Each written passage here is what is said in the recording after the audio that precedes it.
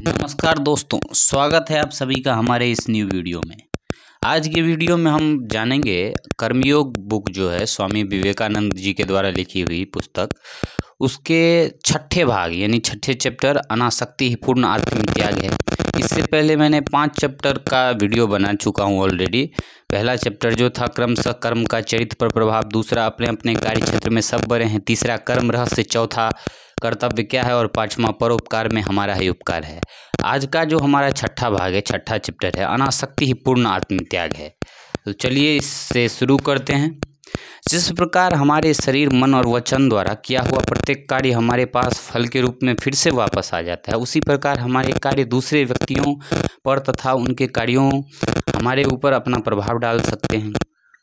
शायद तुम सभी ने देखा होगा कि जब मनुष्य कोई बुरे कार्य करता है तो क्रमशः वह अधिकाधिक बुरा बनता जाता है, और इसी प्रकार जब वह अच्छे कार्य करने लगता है तो दिनों दिन सबल होता जाता है और उसकी प्रवृत्ति सदैव सत्कार्य करने की ओर झुकती जाती है। कर्म का प्रभाव इस प्रकार जो इतना जोर पकड़ता जाता है, उसका स्पष्टीकरण केवल एक ही प्रकार से हो सकता है, और वह यह है कि एक मन दूसरे मन के ऊपर क्रिया प्रतिक्रिया द्वारा असर डाल सकता है। इसे स्पष्ट करने के लिए हम पदार्थ विज्ञान से एक दृष्टांत ले सकते हैं। जब मैं कोई कार्य करता हूं तो कहा जा सकता है कि मेरा मन एक विशिष्ट प्रकार की कल्पना अवस्था में होता है। उस समय अन्य जितने मन उस प्रकार की अवस्था में होंगे, उनकी प्रवृत्ति यह होगी कि वे मेरे मन से प्रभावित हो जाएं।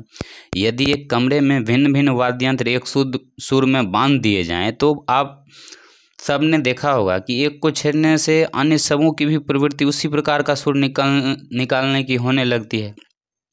ठीक इसी प्रकार जो मन एक सुर में बंधे हैं, उन सब के ऊपर एक विशेष विचार का समान प्रभाव पड़ेगा। हाँ, यह सत्य है कि विचार का मन पर यह प्रभाव दूरी अथवा अन्य कारणों से न्यूनाधिक अवश्य हो जाएगा, परंतु मन पर प्रभाव होने की संभावना सदैव बनी रहेगी। मान लो मैं एक बुरा कार्य कर रहा हूँ, उस समय मेरे मन में एक विशेष प्रकार का कंपन होगा और संसार के अन्य सब मन जो उसी प्रकार की स्थिति में है संभवतः मेरे मन के कंपन से प्रभावित हो जाएंगे। इसी प्रकार जब मैं कोई अच्छा कार्य करता हूँ तो मेरे मन में एक दूसरे प्रकार का कंपन होता है और उस प्रकार के कंपनशील सारे मनों पर मेरे मन के प्रभाव पड़ने की संभावना रहती है। एक मन का दूसरे मन पर यह प्रभाव कंपन की न्यूनाधिक शक्ति के अनुसार कम या अधिक हुआ करता है। उपर्युक्त दृष्टांत को यदि हम और कुछ और आगे ले जाएं तो कह सकते हैं कि जिस प्रकार कभी कभी आलोक तरंगों को अपनी गंतव्य वस्तु तक पहुंचने के लिए लाखों वर्ष लग जाते हैं, उसी प्रकार विचार तरंगे भी कभी कभी सैकड़ों वर्ष तक आकाश में भ्रमण करती रहती है, जब तक कि अंत में उन्हें कोई ऐसा पदार्थ नहीं मिल जाता है जिसके साथ वे एक रूप कार्य कर सके। अतएव यह नितांत संभव है कि हमारा यह वायुमंडल अच्छी और बुरी दोनों प्रकार के विचार तरंगों से व्याप्त है। प्रत्येक मस्तिष्क से निकला हुआ प्रत्येक विचार मानो इस प्रकार भ्रमण करता रहता है जब तक कि वे उसे एक योग्य आधार प्राप्त नहीं हो जाता, और जो मन इस प्रकार के विचार ग्रहण करने के लिए अपने को उत्सुक किए हुए है वह तुरंत ही उन्हें अपना लेगा। अतएव जब कोई मनुष्य कोई दुष्कर्म करता है तो वह अपने मन को किसी एक विशिष्ट सुर में ले आता है और उसी सुर की जितने भी तरंगे पहले से ही आकाश में अवस्थित है वे सब उसके मन में घुस जाने की चेष्टा करती है।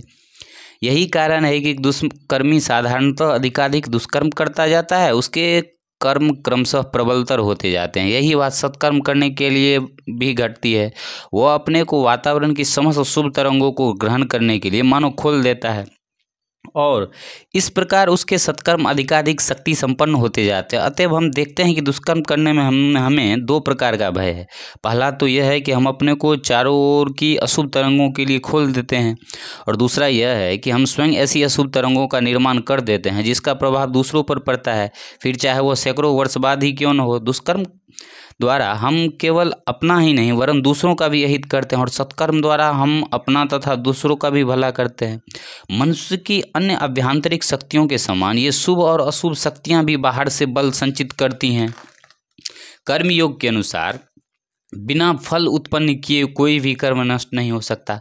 प्रकृति की कोई भी शक्ति उत्पन्न करने से रोक नहीं सकती। यदि मैं कोई बुरा कर्म करूं तो उसका फल मुझे भोगना ही पड़ेगा। विश्व में ऐसी कोई ताकत नहीं जो इसे रोक सके। इसी प्रकार यदि मैं कोई सत्कार्य करूं तो विश्व में ऐसी कोई शक्ति नहीं जो उसके शुभ फल को रोक सके। कारणों से कार्य होता ही है, इसे कोई भी रोक नहीं सकता। अब हमारे सामने कर्मयोग के संबंध में सूक्ष्म एवं गंभीर विषय उपस्थित होता है। हमारे सत और असत कर्म आपस में घनिष्ठ रूप से संबंध है। इन दोनों के बीच हम निश्चित रूप से एक रेखा खींचकर यह नहीं बता सकते कि अमुक कार्य नितांत शुभ है और अमुक अशुभ।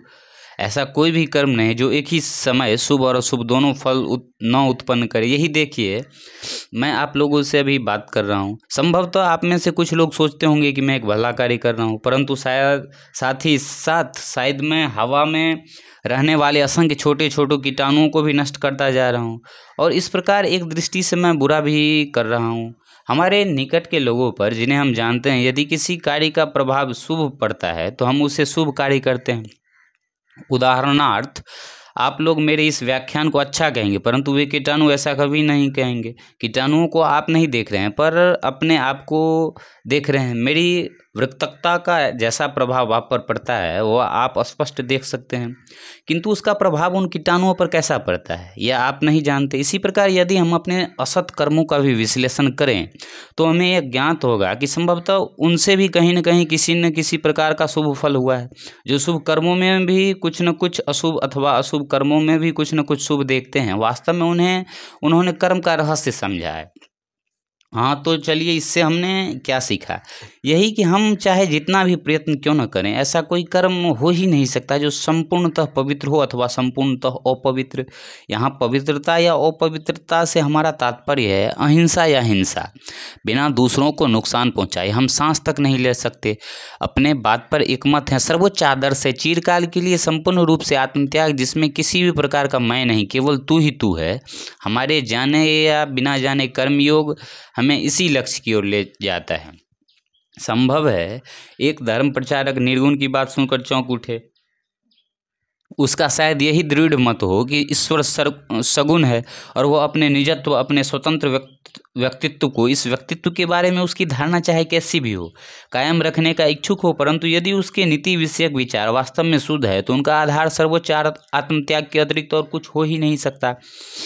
यह संपूर्ण आत्मत्याग ही सारी नीति की नींव है। मनुष्य, पशु, देवता सबके लिए यही एक मूल भाव है जो समस्त नैतिक आदर्शों में व्याप्त है। इस संसार में हमें कई प्रकार के मनुष्य मिलेंगे। प्रथम तो वे जो देव प्रकृति पुरुष कहे जा सकते हैं, वे पूर्ण आत्मत्यागी होते हैं।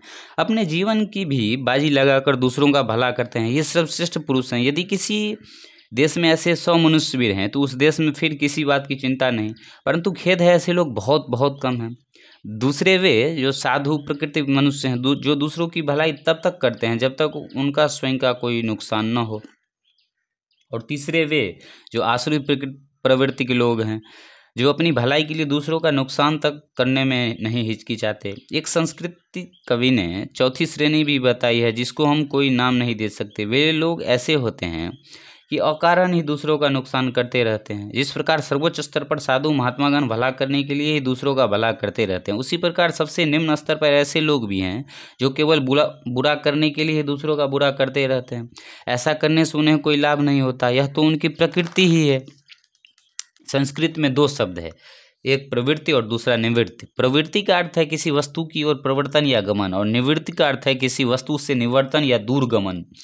किसी वस्तु की ओर प्रवर्तन का ही अर्थ है हमारा यह संसार, यह मैं और मेरा।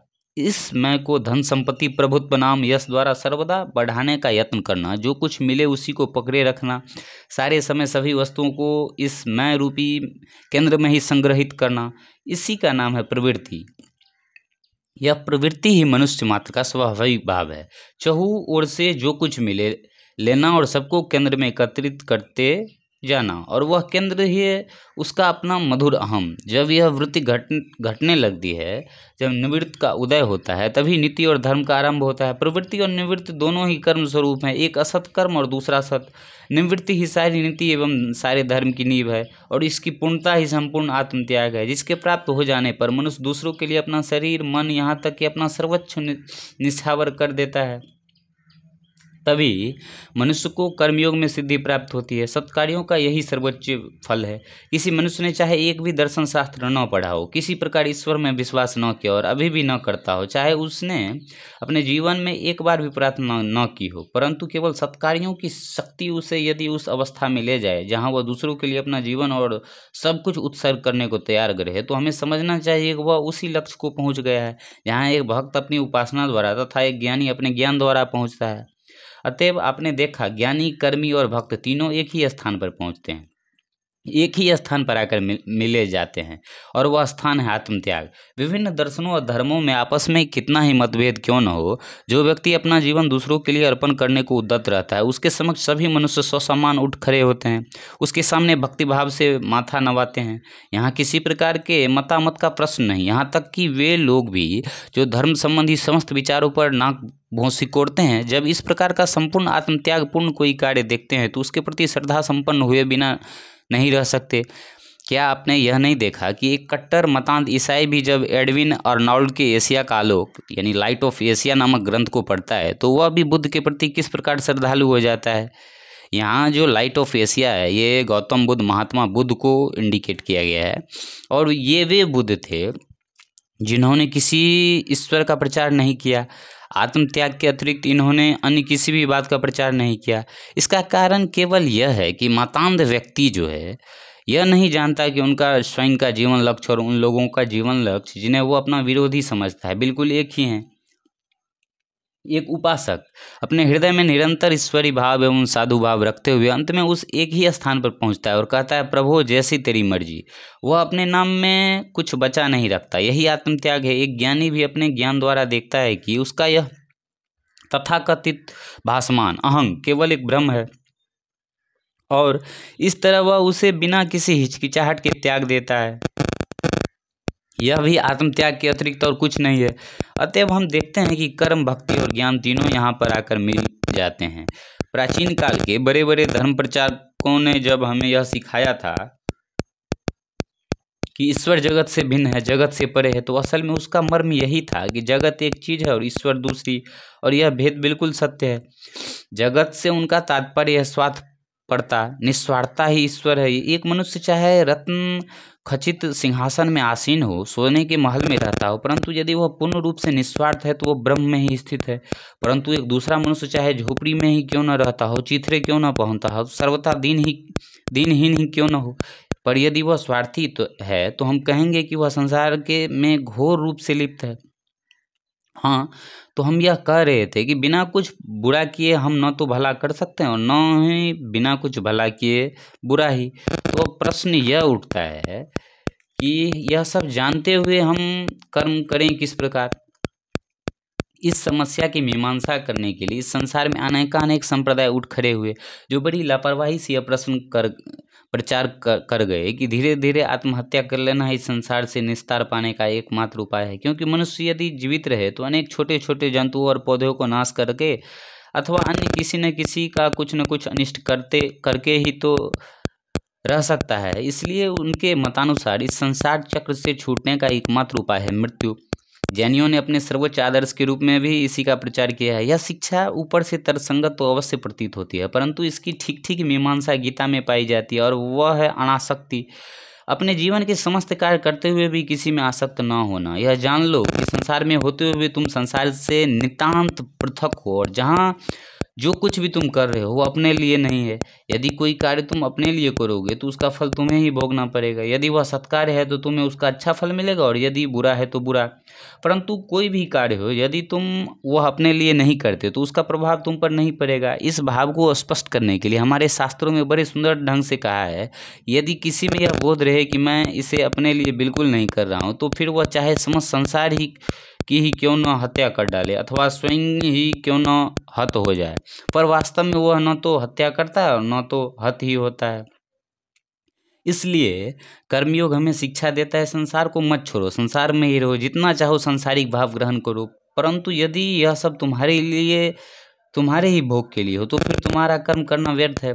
तुम्हारा लक्ष्य भोग नहीं होना चाहिए। पहले अहंग भाव को नष्ट कर डालो और फिर समस्त संसार को आत्मस्वरूप देखो। यही तो प्राचीन ईसाई लोग भी कहा करते थे, वृद्ध मनुष्य को नष्ट कर डालना चाहिए। इस वृद्ध मनुष्य का अर्थ है यह स्वार्थ पर भाव की यह संसार हमारे लिए भोग के लिए ही बना है। अज्ञ माता पिता अपने बच्चों को यह प्रार्थना करने के लिए शिक्षा देते हैं कि हे प्रभु, तूने यह सूर्य और चंद्रमा मेरे लिए ही बनाए हैं, मानो उस ईश्वर के सिवा इसके ही वह इन बच्चों के लिए यह सब पैदा करता रहे और कोई काम नहीं था।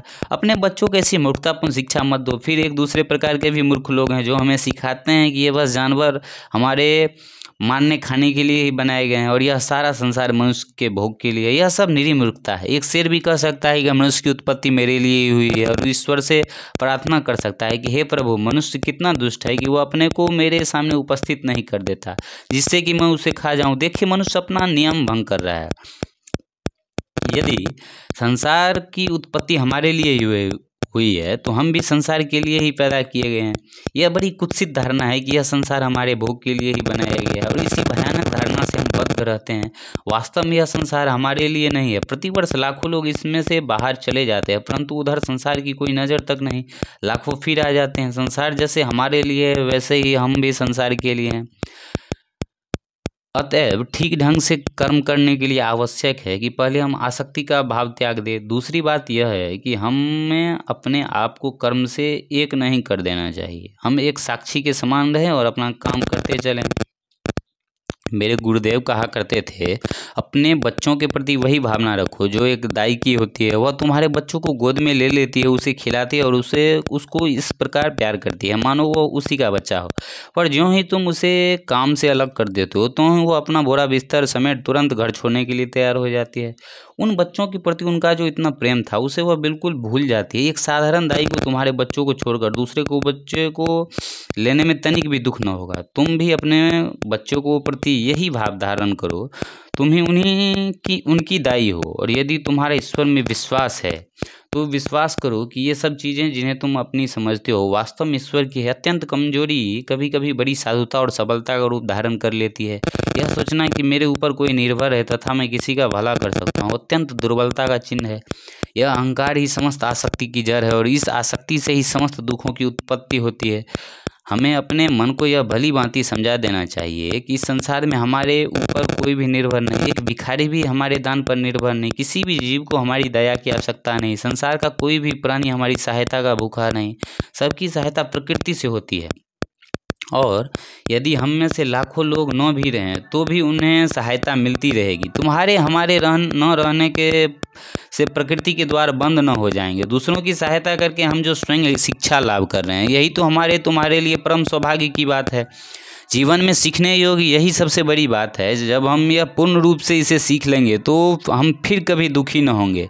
तब हम समाज में कहीं भी जाकर उठ बैठ सकते हैं। इससे हमारी कोई हानि न होगी।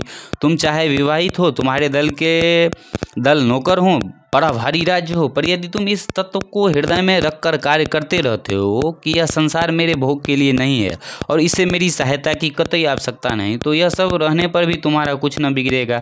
हो सकता है इसी साल तुम्हारे कई मित्रों का निधन हो गया हो, तो क्या भला संसार उनके फिर वापस आने के लिए रुका है? क्या इसकी गति शिथिल हो गई है? नहीं, ऐसा नहीं हुआ।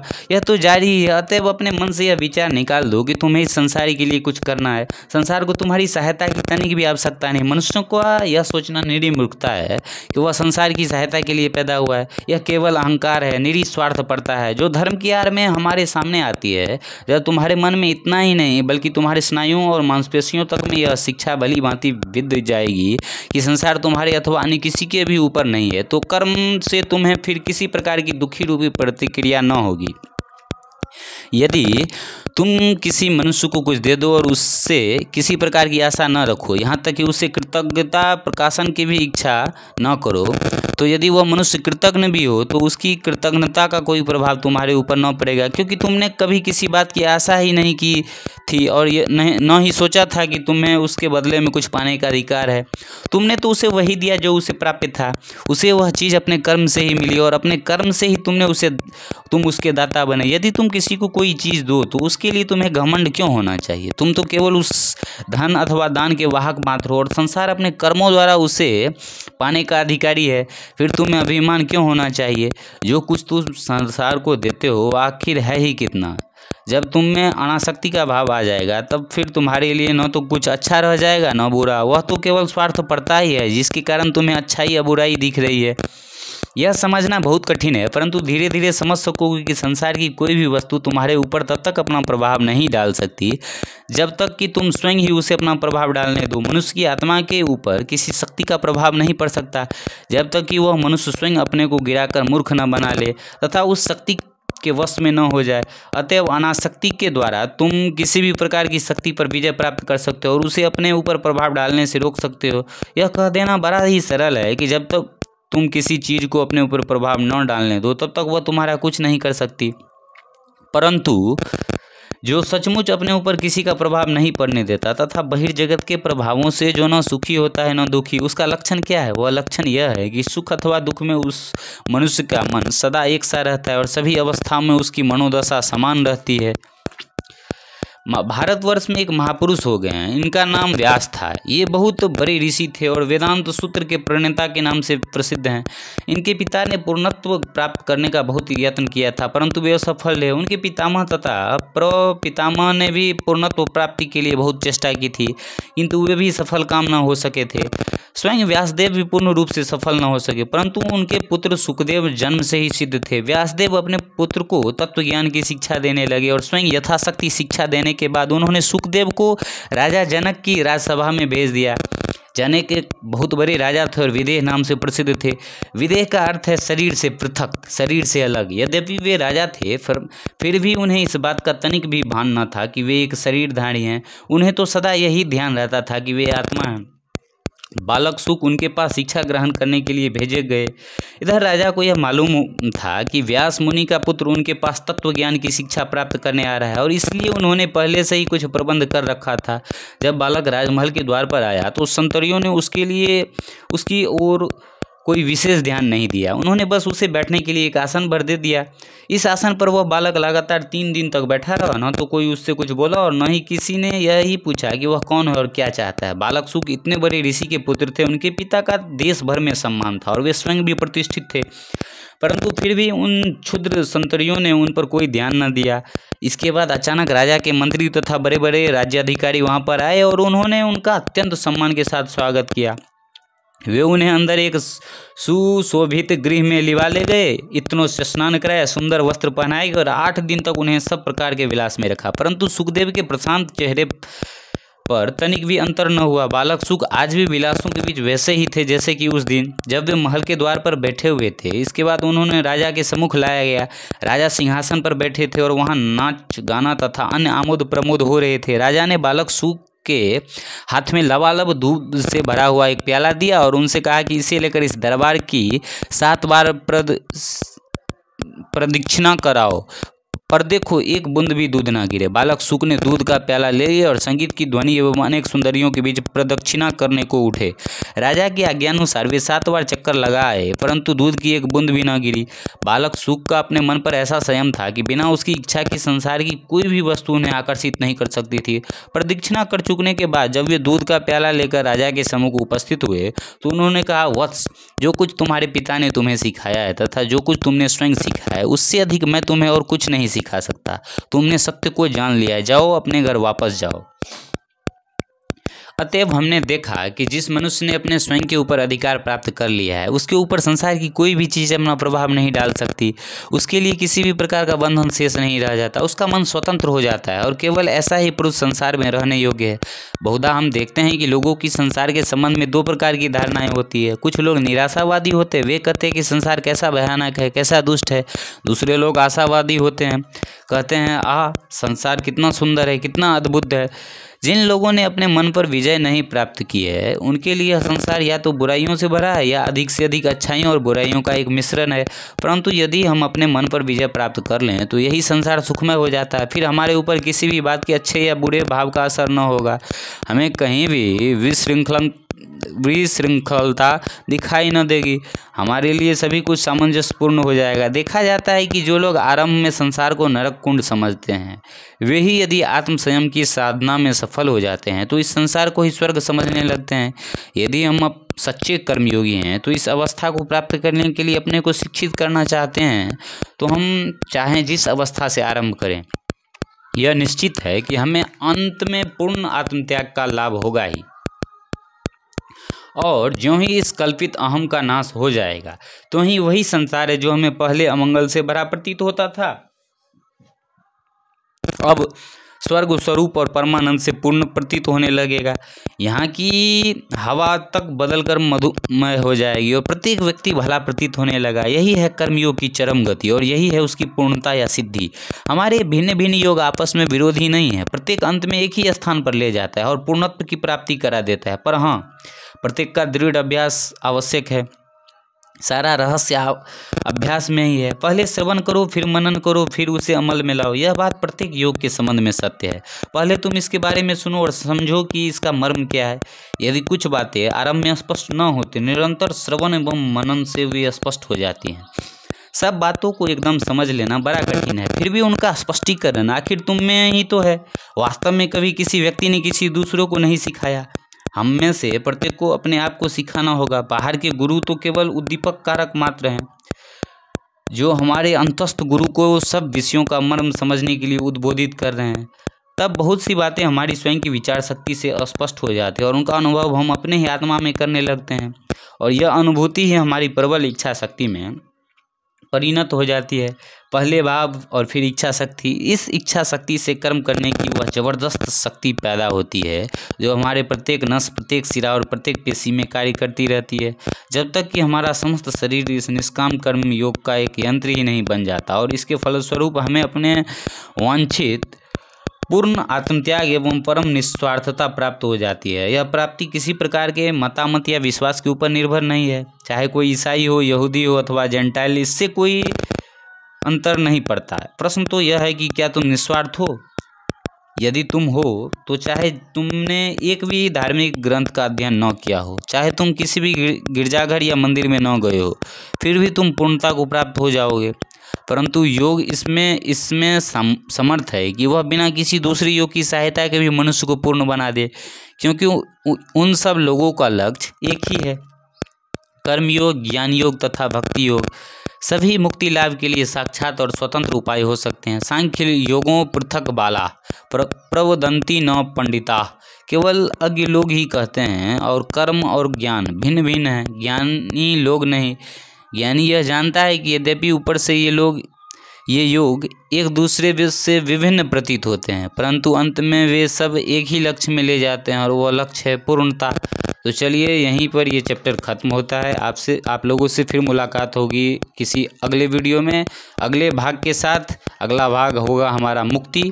तो यदि ये वीडियो अब तक आपको अच्छा लगा हो, यदि आप लोग यहाँ तक अभी सुन लिए हो, तो प्लीज़ लाइक, शेयर, सब्सक्राइब और एक प्यारा सा कमेंट जरूर कीजिएगा।